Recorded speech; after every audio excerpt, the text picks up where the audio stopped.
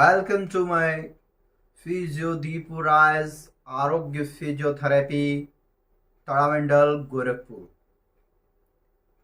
हाय, मैं डॉक्टर दीपू राय, फिजियोथेरेपिस्ट। तो दोस्तों, आज हम बात करेंगे role of physiotherapist in ICU.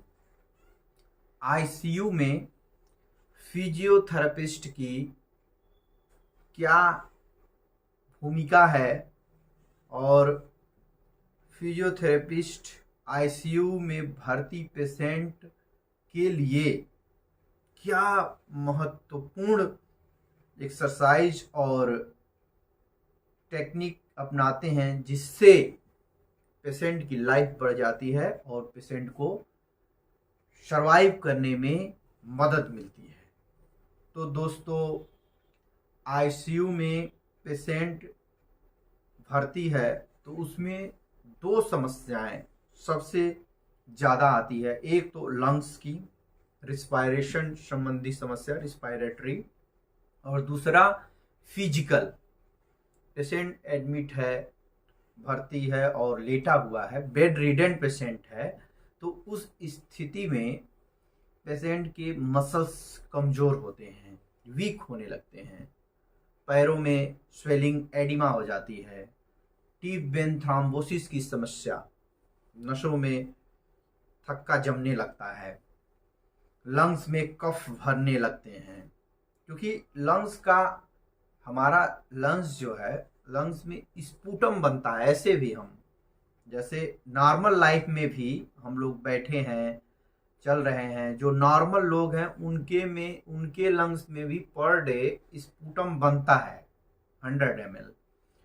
तो स्पूटम क्यों बनता है? क्योंकि हम सांस ले रहे हैं, हमारे नाक के थ्रू धूल और भी जो डस्ट प्रोडक्ट्स हैं ये सब जा रहे हैं, हम लोग सांस ले रहे हैं तो धूल जा रहा है। तो जो स्पूटम हमारे लंग्स में है वो उस धूल को चिपका लेते हैं, अपने साथ मिला लेते हैं। फिर हम ऐसे कफ करके, खांसी करके उस स्पूटम को, उस कफ को बाहर निकालते हैं, जिससे डस्ट वस्ट भी हमारे लंग्स से बाहर निकल जाता है। लेकिन वहीं लोग बीमार पड़ते हैं और आईसीयू में भर्ती हो जाते हैं, तो स्पूटम तो डेली बन रहा है 100 ml, तो वो तो बनता ही जाता, क्योंकि कफिंग तो कर नहीं पाएगा। आदमी अनकॉन्शियस है, आईसीयू में लेटा हुआ है, पेशेंट है, तो वो तो खुद से कफ कर नहीं पाएगा, तो कफ स्पूटम जमता जाएगा, लंग्स भरता जाएगा। तो उस स्थिति में फिजियोथेरेपिस्ट का जो रोल होता है वो बहुत ही महत्वपूर्ण है।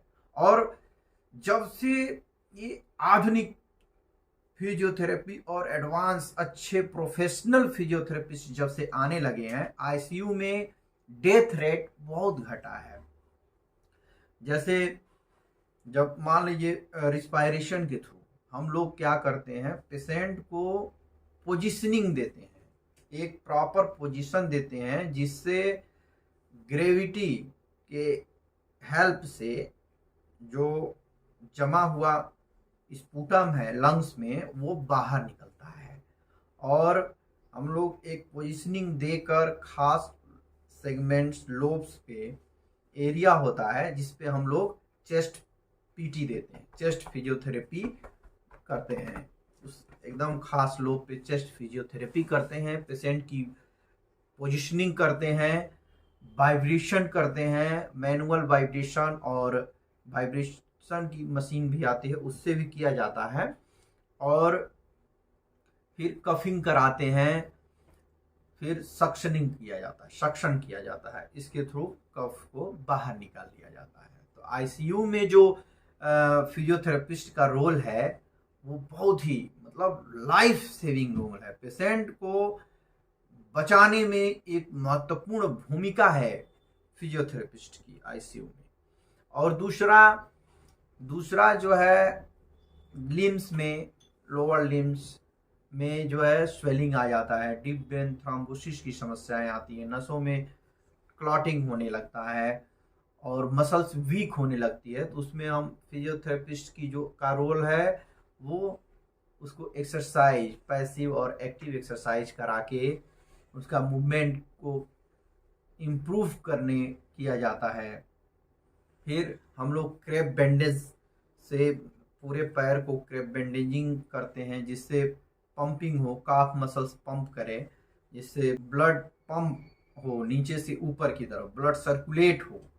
और भी बहुत सारी एडवांस मशीनें जैसे एयर प्रेशर थेरेपी, तो बहुत ही एडवांस मशीन है एयर प्रेशर थेरेपी, जो हम लोग आईसीयू में यूज करते हैं। आजकल एयर प्रेशर थेरेपी आईसीयू में काफ़ी यूज हो रहा है, तो उससे भी जो पैर में एडिमा है वो भी कम होता है, सूजन।